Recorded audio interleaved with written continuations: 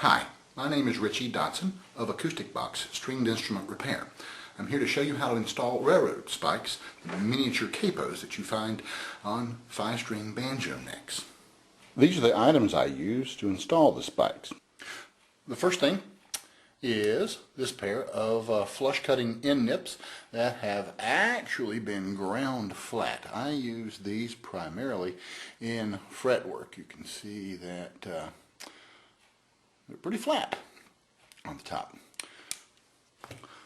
Second item, these are in no particular order. This is a feeler gauge. This particular one is 15 thousandths. Third item, this is a little drill that's that I use. I've had this a while. Bought it at a hobby shop, and on the tip is a micro drill bit that is just smaller than the diameter of the spikes I'm going to use. Here is a set of curved tip hemostats. They lock. This is a miniature hammer. Little ball peen. It's just the handiest size thing.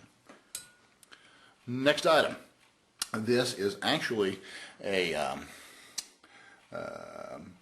fret file for recrowning frets. This is the narrowest one, and Stuart McDonald puts this out. The nice thing about Stuart McDonald stuff is, albeit expensive, it's exactly what you're looking for. Now here, this is a miniature file. So, the next item is a piece of 400 grit wet dry sandpaper. Next item is this carpeted, cushioned neck block. Next item, medium viscosity super glue, Super T hot stuff. Gap filling, again the medium viscosity. Next item, a piece of 4/0 steel wool. For the super glue, I have the NCF Quick accelerator. Also have masking tape. This one came with sand in it, which wasn't heavy enough for me. I removed the sand and put birdshot in it. Now she stays put when I tug on this tape. Last item, most important here, spikes. I keep a few in the shop. This is a sample of my supplies. Here's the banjo in which we will install the spikes. This one will need spikes at 7 or A, 9 or B, and 10 or C.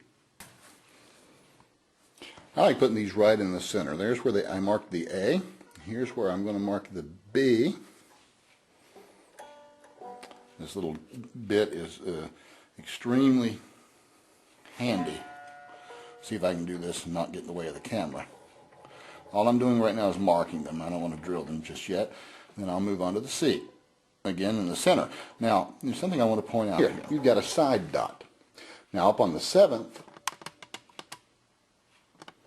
you had double side dots. But the spike will be installed between them.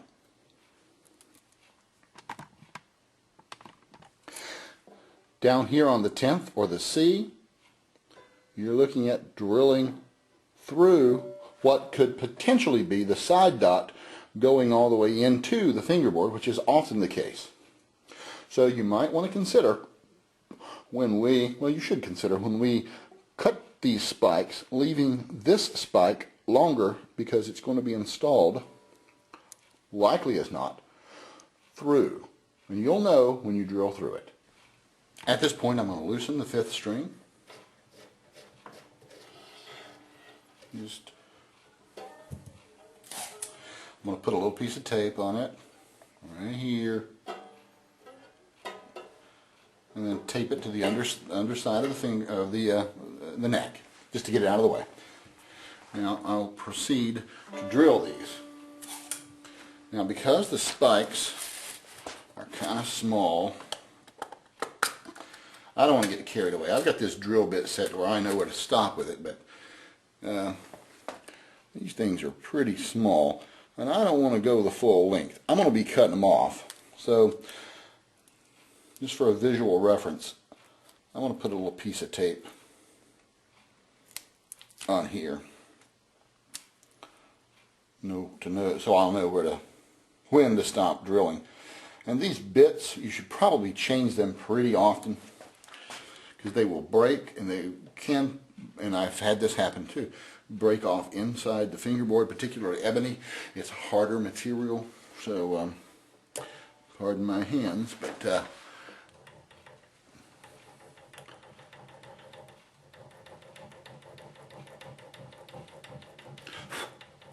the tape has a secondary advantage too. When you get down to the end of it, the tape itself will sweep away any dust you've made, and you'll know you are exactly where you need to be. Gently rotate, don't just pull up. Rotate while you pull up, and there. I'll drill the other two. When I drilled this would be the C or the 10th. You can see the little teeny hole right there. It did indeed go through the side dot material, which was drilled and installed into the side of the neck, but went in at least that far, because when I hit the cavity, so the material may not be there, but the cavity was drilled in at least that far. I try not to do that when I'm building, but this is pretty common, and you just have to know. The other thing you want to consider when you are drilling, you want to keep this bit straight up and down at all times. If not, you will break that bit. Alright, now that we have the C, the B, and the A drilled, we want to go ahead and install the spikes. Notice here, I tried not to, of course the string worked here. Some inlay you will probably need to work around. This one turned out okay. Sometimes you will choose to move the spike up toward the nut or down toward the bridge, depending on the location of the inlay.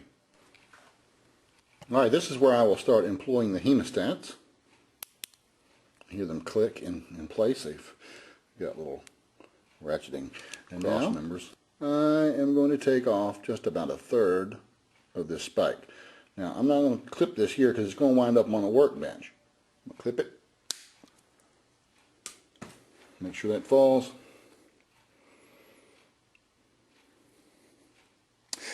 There we go. Now, I'm going to move the hemostat up. Again, putting my palm back there both for contrast and for focus on this camera. Now, I'm going to take a little bit off the end of this spike. They're a smidge long. Off camera, off the workbench. Here's a before and after picture. Now, with the spike locked firmly in place in your hemostats, I'm going to place a drop of the medium viscosity glue, the quick glue as someone calls it, in to my little Altoids tin here. And then I'm going to dip just the tip of the spike. I just want a tiny little bulb O glue on there. And then I want to line. Now that I've dipped my spike in the crazy glue, I'm going to carefully align it right here with this hole that's drilled for the A. Make sure the head is pointing parallel with the frets, and start it.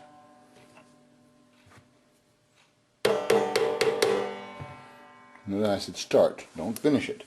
Now I'm going to bring this feeler gauge around under it, under the head of the spike, and then I can drive it home.